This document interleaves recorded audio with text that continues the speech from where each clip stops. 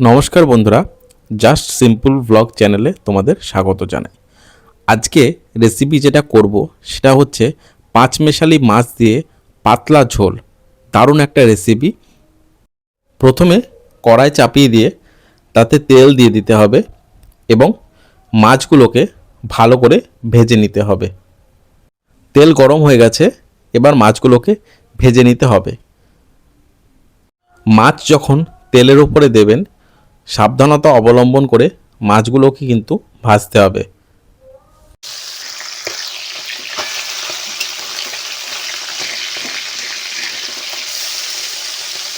এই মাছগুলো ভাজা প্রায় কমপ্লিট। তো মাছ যেহেতু পাঁচমেশালি মাছ, তো মাছ কিন্তু অনেকবারে ভাজতে হবে, একবারে কিন্তু মাছ ভাজতে যাবেন না। তো বেশি পরিমাণ তেল কিন্তু লাগবে, যেহেতু পাঁচমেশালি মাছ দুইবার তিনবারে ভেজে নেবেন। আজকে পাঁচমেশালি মাছের মধ্যে কি কি আছে বলে দিই। আছে হচ্ছে গুচুই মাছ, শিং মাছ, চুনো মাছ, ফলুই মাছ এবং চাঁদা মাছ। এই 5 রকমের মাছ দিয়ে আজকের রেসিপিটা তৈরি হচ্ছে।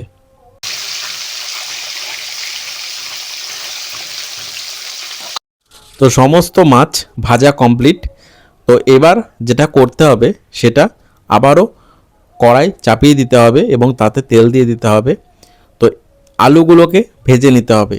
তো প্রথমেই বলে রাখি, এই আলুগুলো কিন্তু কাঁচা আলু নয়, এগুলো সেদ্ধ করে রাখা আলু। সেদ্ধ করে রাখা আলু হালকা করে প্রথমে ভেজে নেবেন। আলুগুলো ভাজা কমপ্লিট। তো অন্য একটি পাত্রে তুলে নিতে হবে। আবারও ওই তেলের মধ্যে দিয়ে দিতে হবে আগে থেকে কেটে রাখা বেগুন।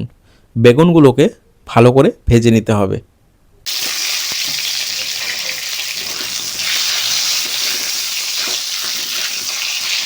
বেগুনগুলো ভাজার সময় অতি অবশ্যই লবণ দেবেন।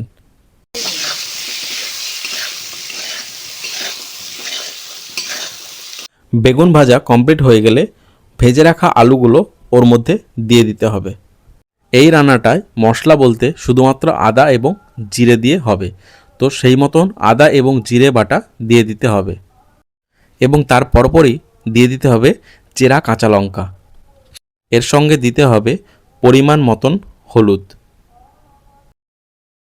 দিয়ে সমস্ত মশলাগুলোকে একসঙ্গে মেশাতে হবে এবং আলু এবং বেগুনগুলোকে মশলার সাথে ভালো করে ভাজতে হবে।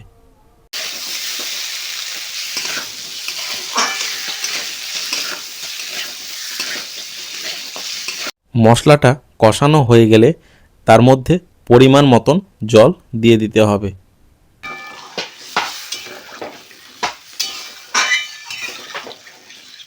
ঝোল ফুটে আসলেই তার মধ্যে দিয়ে দিতে হবে আগে থেকে ভেজে রাখা মাছগুলো, দিয়ে ভালো করে নেড়ে দিতে হবে। এবার এই মাছগুলোকে অন্য একটি পাত্রে তুলে রেখে আবারও কড়াই চাপিয়ে দিয়ে তাতে অল্প পরিমাণ তেল দিতে হবে ফোড়ন দেওয়ার জন্য। ফোড়নে দিতে হবে মৌরি। এরপর তুলে রাখা মাছটা ওই ফোড়নের মধ্যে দিয়ে দিতে হবে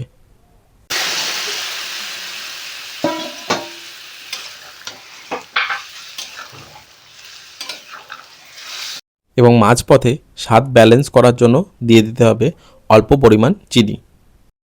এই সিম্পল পদ্ধতিতে আপনারা বাড়িতে বানিয়ে ফেলতে পারবেন পাঁচমেশালি মাছের পাতলা ঝোল, যেটা খেতে দারুণ সুস্বাদু এবং স্বাস্থ্যকর।